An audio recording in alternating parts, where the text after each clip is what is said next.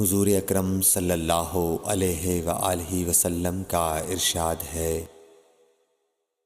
تمام اعمال کا دار و مدار نیت پر ہے، اور ہر عمل کا نتیجہ ہر انسان کو اس کی نیت کے مطابق ہی ملے گا۔ پس جس کی ہجرت دولت دنیا حاصل کرنے کے لیے ہو یا کسی عورت سے شادی کی غرض سے ہو، پس اس کی ہجرت انہی چیزوں کے لیے ہوگی جن کے حاصل کرنے کی نیت سے اس نے ہجرت کی۔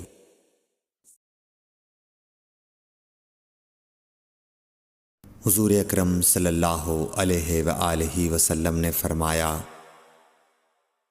کہ وحی نازل ہوتے وقت کبھی مجھ کو گھنٹی کی سی آواز محسوس ہوتی ہے، اور وحی کی یہ کیفیت مجھ پر بہت شاق گزرتی ہے۔ جب یہ کیفیت ختم ہوتی ہے تو میرے دل و دماغ پر اس فرشتے کے ذریعے نازل شدہ وحی محفوظ ہو جاتی ہے، اور کسی وقت ایسا ہوتا ہے کہ فرشتہ بشکل انسان میرے پاس آتا ہے اور مجھ سے کلام کرتا ہے، پس میں اس کا کہا ہوا یاد رکھ لیتا ہوں۔ صحیح بخاری حدیث نمبر 2۔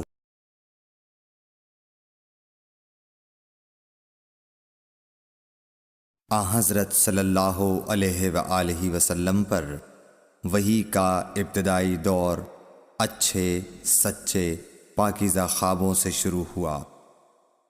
آپ خواب میں جو کچھ دیکھتے وہ صبح کی روشنی کی طرح صحیح اور سچا ثابت ہوتا۔ پھر من جانب قدرت آپ تنہائی پسند ہو گئے اور آپ نے غار حرا میں خلوت نشینی اختیار فرمائی، اور کئی دن اور رات وہاں مسلسل عبادت اور یاد الہی و ذکر میں مشغول رہنے لگے۔ جب تک گھر آنے کو دل نہ چاہتا توشہ ہمراہ لیے ہوئے وہاں رہتے۔ توشہ ختم ہونے پر ہی اہلیہ محترمہ حضرت خدیجہ رضی اللہ تعالی عنہا کے پاس تشریف لاتے اور کچھ توشہ ہمراہ لے کر پھر وہاں جا کر خلوت گزین ہو جاتے۔ یہی طریقہ جاری رہا یہاں تک کہ آپ پر حق منکشف ہو گیا اور آپ غار حرا ہی میں قیام پذیر تھے کہ اچانک حضرت جبرائیل علیہ السلام آپ کے پاس حاضر ہوئے اور کہنے لگے کہ اے محمد پڑھو۔ آپ فرماتے ہیں کہ میں نے کہا کہ میں پڑھنا نہیں جانتا۔ آپ صلی اللہ علیہ وسلم فرماتے ہیں کہ فرشتے نے مجھے پکڑ کر اتنے زور سے بھینچا کہ میری طاقت جواب دے گئی، پھر مجھے چھوڑ کر کہا پڑھو۔ میں نے پھر وہی جواب دیا کہ میں پڑھا ہوا نہیں ہوں۔ اس فرشتے نے مجھ کو نہایت ہی زور سے بھینچا کہ مجھ کو سخت تکلیف محسوس ہوئی، پھر اس نے کہا کہ پڑھ۔ میں نے کہا میں پڑھا ہوا نہیں ہوں۔ فرشتے نے تیسری بار مجھ کو پکڑا اور تیسری مرتبہ پھر مجھ کو بھینچا، پھر مجھے چھوڑ دیا اور کہنے لگا کہ پڑھو اپنے رب کے نام کی مدد سے جس نے پیدا کیا اور انسان کو خون کی پھٹکی سے بنایا۔ پڑھو اور آپ کا رب بہت ہی مہربانیاں کرنے والا ہے۔ پس یہی آیتیں آپ حضرت جبرائیل علیہ السلام سے سن کر اس حال میں غار حرا سے واپس ہوئے کہ آپ کا دل اس انوکھے واقعے سے کانپ رہا تھا۔ آپ حضرت خدیجہ کے ہاں تشریف لائے اور فرمایا کہ مجھے کمبل اوڑھا دو، مجھے کمبل اوڑھا دو۔ لوگوں نے آپ کو کمبل اوڑھا دیا۔ جب آپ کا ڈر جاتا رہا تو آپ نے اپنی زوجہ محترمہ حضرت خدیجہ رضی اللہ تعالی عنہا کو تفصیل کے ساتھ یہ واقعہ سنایا اور فرمانے لگے کہ مجھ کو اب اپنی جان کا خوف ہو گیا ہے۔ آپ کی اہلیہ محترمہ حضرت خدیجہ رضی اللہ تعالی عنہا نے آپ کی ڈھارس بندھائی اور کہا کہ آپ کا خیال صحیح نہیں ہے، اللہ کی قسم آپ کو اللہ کبھی رسوا نہیں کرے گا، آپ تو اخلاق فاضلہ کے مالک ہیں، آپ تو کنبہ پرور ہیں، بے کسوں کا بوجھ اپنے سر پر رکھتے ہیں، مفلسوں کے لیے آپ کماتے ہیں، مہمان نوازی میں آپ بے مثال ہیں، اور مشکل وقت میں آپ امر حق کا ساتھ دیتے ہیں۔ ایسے اوصاف حسنہ والا انسان یوں بے وقت ذلت و خواری کی موت نہیں پا سکتا۔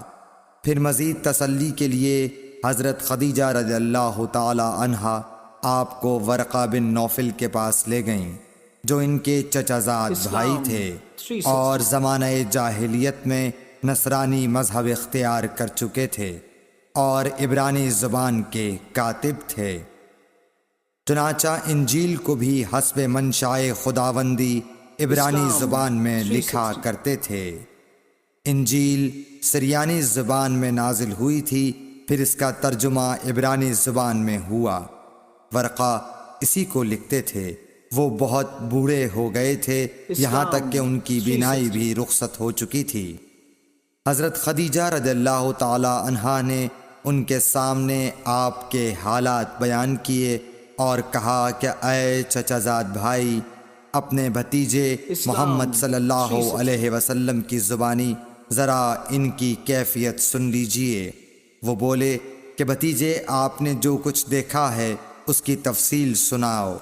چنانچہ آپ صلی اللہ علیہ وآلہ وسلم نے از اول تا آخر پورا واقعہ سنایا، جسے سن کر ورقہ بے اختیار ہو کر بول اٹھے کہ یہ تو وہی ناموس معزز رازدان فرشتہ ہے جسے اللہ نے حضرت موسیٰ علیہ السلام پر وحی دے کر بھیجا تھا۔